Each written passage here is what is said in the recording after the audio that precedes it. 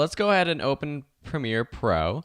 When you open Premiere Pro, you'll see a screen like this. Now, I have a bunch of projects that I've worked on already. So you can see here the names of the projects that I've been working on. You won't have that if you're opening up Premiere Pro for the very first time.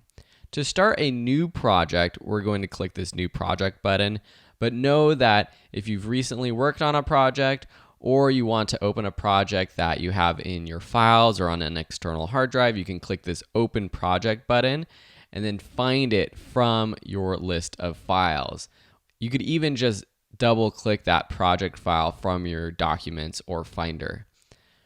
I'm going to click New Project. That's going to open up the New Project panel. At the top, we're going to name this project. We'll call this Premiere Pro Course, and then you choose where you want to save it. There's a drop-down menu for some popular locations, or you can click Browse and save it wherever you want. I'm going to save it into the class folder for Adobe Premiere Pro. I'll select Choose for that folder.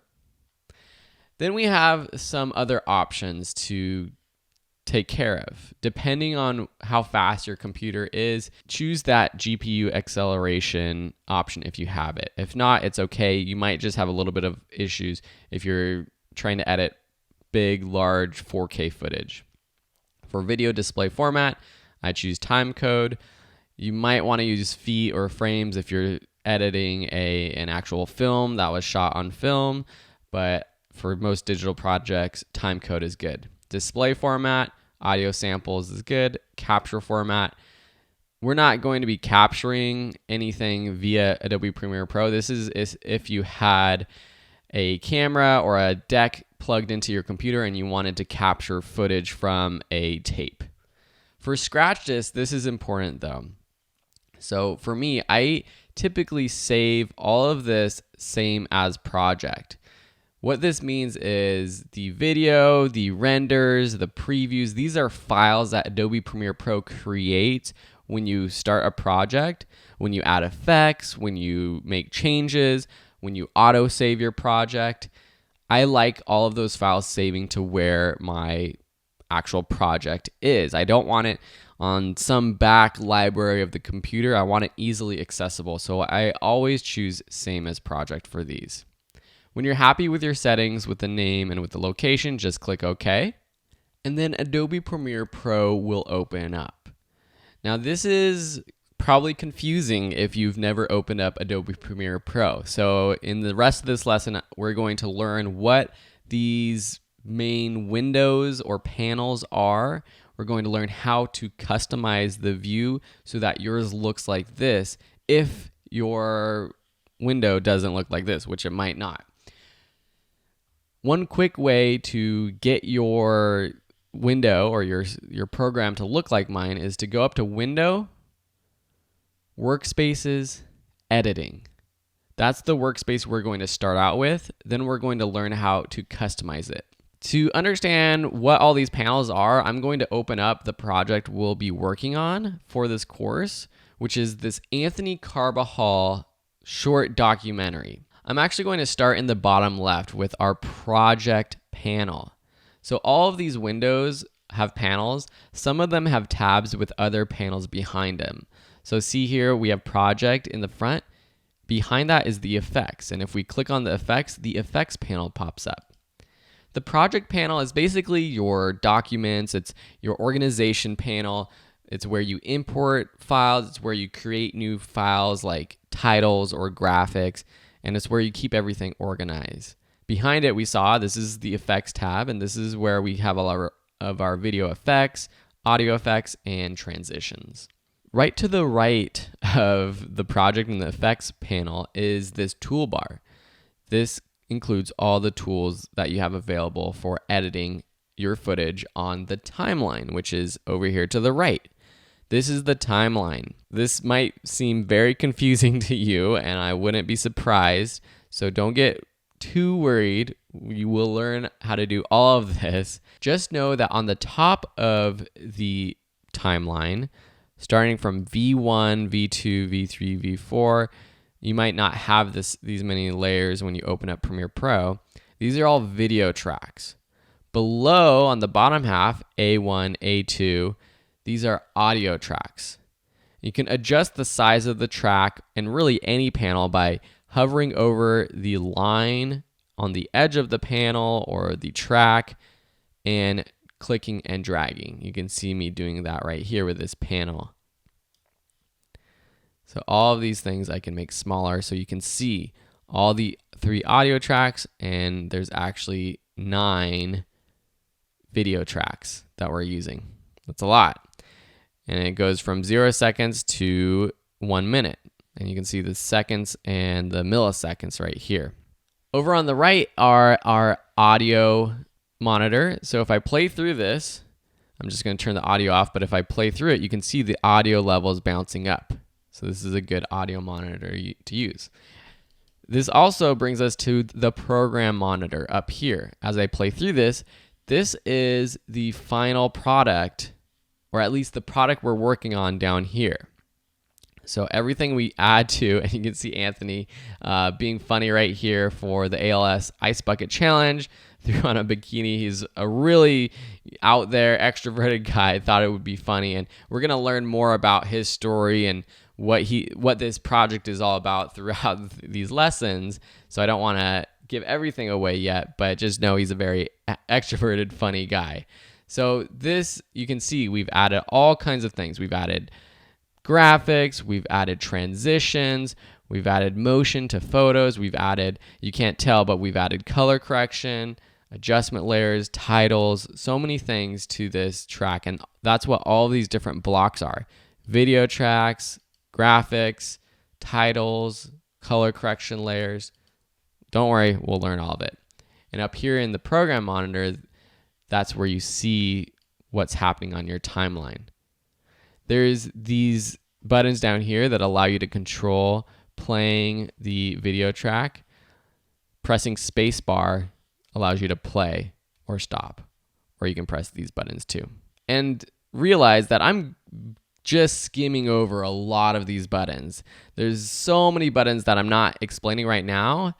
And I had taught a Premiere Pro course before where I tried to explain every button as I went through everything.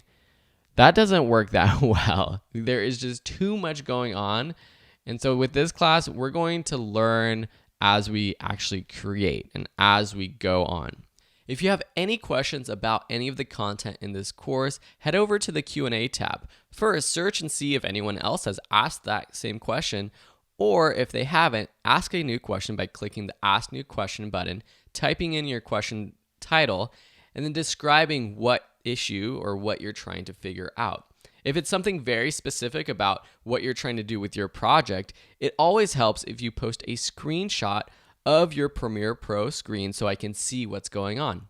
Anyway, so this is the program monitor up here. And up here on the left, we have our source, effects controls, and audio track mixer. And you might not have audio track mixer, but I'll show you how to open those panels and close panels in just a sec. The source monitor is where you preview your clips. So down here, we have our folders of videos. If I open up our interview folder, I double click our first clip, and then it opens up into our source monitor.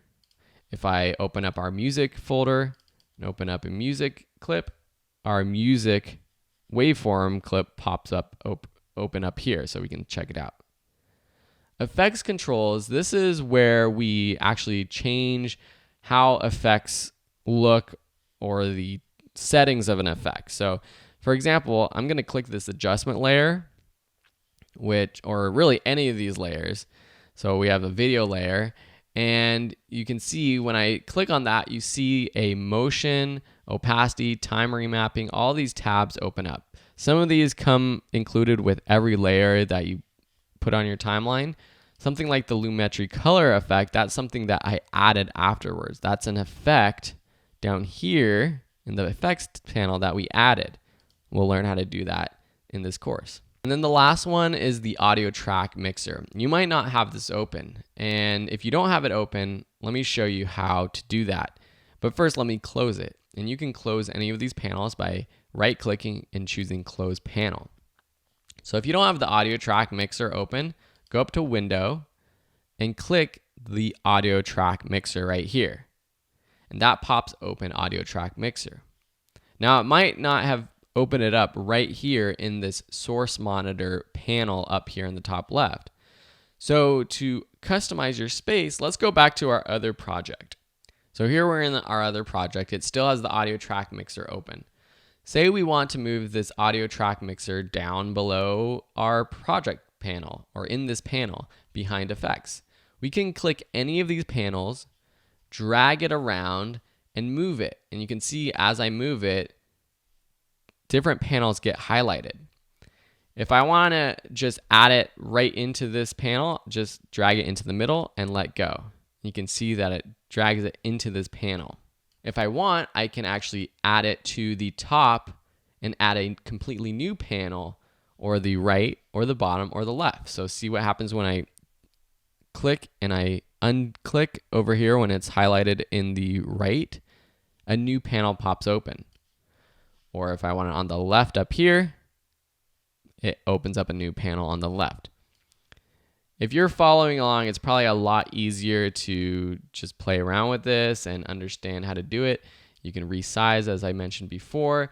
You can drag the tabs to the left or right to adjust the order of the tabs. Say I want audio track mixer before the effects controls, I can just drag it into the middle of those two panels. The goal with this lesson and moving into the next lesson is to set up your project to look like my setup right now.